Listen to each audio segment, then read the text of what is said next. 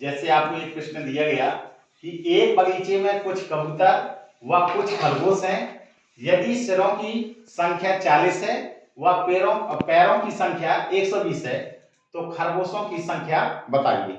जब कभी भी बेटा आपको इस तरीके के प्रश्न पूछे जाएं तो आपको ये ध्यान देना है कि ये 4 पैर वाले हैं कि 2 पैर वाले। 4 पैर वाले और 2 पैर वाले, 2 पैर वाले। जब कभी भी ऐसे प्रश्न हो तो आपको हमेशा 4 पैर वाले और 2 पैर वाले जानवरों को आपको मालूम होना चाहिए कि कौन से जानवर 4 पैर वाले होते हैं और कौन से पक्षी या जानवर 2 पैर वाले होते हैं।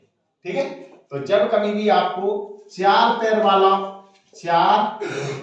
वाले की संख्या अगर पूछी जाए, 4 पैर वालों की संख्या अगर पूछी जाए तो आपको बेटा कुछ नहीं करना है कि सिर्फ क्या करना है कि आपको सिर्फ जो पैर हैं, पैरों की संख्या है उसको आधा कर देना है और सिरों की संख्या को घटा देना है। सिरों की संख्या को घटा देना है। इसी को आप ऐसा भी कर सकते हैं, पैरों की संख्या को L कहते हैं, L/2 और हेड माने होता है सिर, तो उसको कहते हैं H। तो जब कभी भी आपको 4 पैर वाले जानवरों या पक्षियों की संख्या पूछी जाती है तो बस आपको कुछ नहीं करना है। क्या करना है? L/2 - H, यानी पैरों की संख्या को आधा कर देंगे और सिरों की संख्या को घटा दिया जाएगा। ठीक है, तो आपको इस प्रश्न में क्या पूछा गया है? आपसे कहा गया कि एक बगीचे में कुछ कबूतर व कुछ खरगोश हैं। यदि सिरों की कुल संख्या 40 है व पैरों की संख्या 120 है तो खरगोशों की संख्या बताइए। तो आपको ये पता होना चाहिए कि कबूतर तो होता है 2 पैर वाला और खरगोश होता है 4 पैर वाला। तो आपसे संख्या कौन सी पूछी गई है? 4 पैर वालों की। तो आप यहां पे लिखोगे खरगोशों की संख्या। खरगोशों की संख्या। बस आपको क्या करना है? L और H से मतलब है, तो ये क्या लिखा है? सिर को कहते हैं H और पैर को कहते हैं L। ये आपका L मिल गया और ये आपका H मिल गया।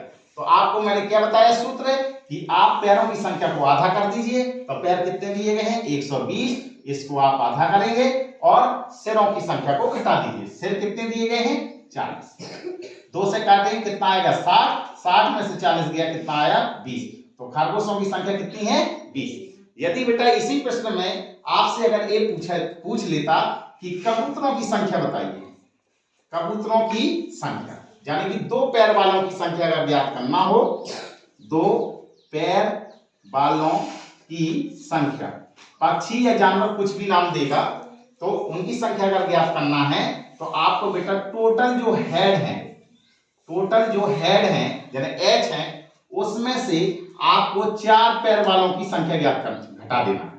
4 पैर वालों की संख्या, 4 पैर वाले जितने भी जानवर या पक्षी हैं उनको घटा देंगे तो आपको 2 पैर वाले जानवरों की संख्या या पक्षियों की संख्या मालूम हो जाएगी।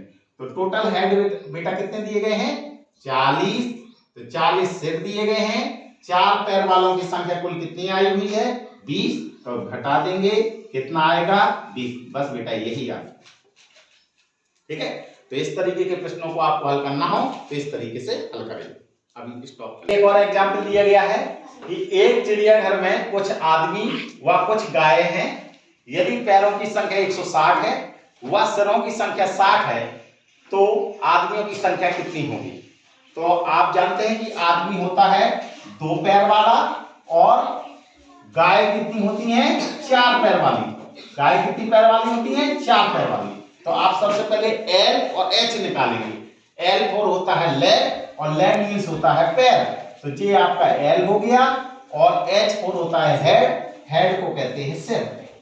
तो आपको L मिल गया कितना? 160। H मिल गया कितना? 60। बस आप सबसे पहले तो 4 पैर वाले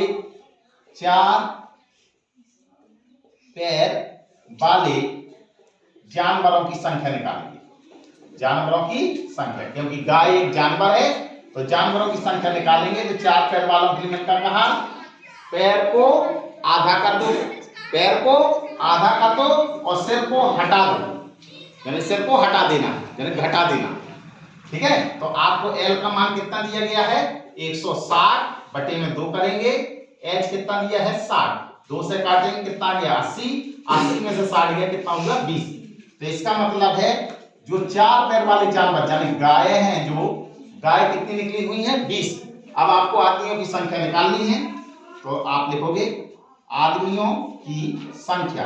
आदमियों की संख्या का मतलब 2 पैर वाले, 2 पैर वाले इंसान है ये। तो कैसे निकालते हैं कि टोटल जो हेड है, हेड में से 4 पैर वाले, 4 पैर वाले जानवरों की संख्या को घटा देंगे। तो टोटल हेड कितने दिए गए हैं, टोटल हेड हैं 60 और 4 पैर वालों जानवरों की संख्या कितनी आई है 20, तो कितना आ गया 40। बस बेटा यही आंसर है। तो इस तरीके के प्रश्न बहुत ही कंपटीशन में आते हैं, तो इस तरीके के प्रश्नों को इस तरीके से हल किया जाता है। Thank you.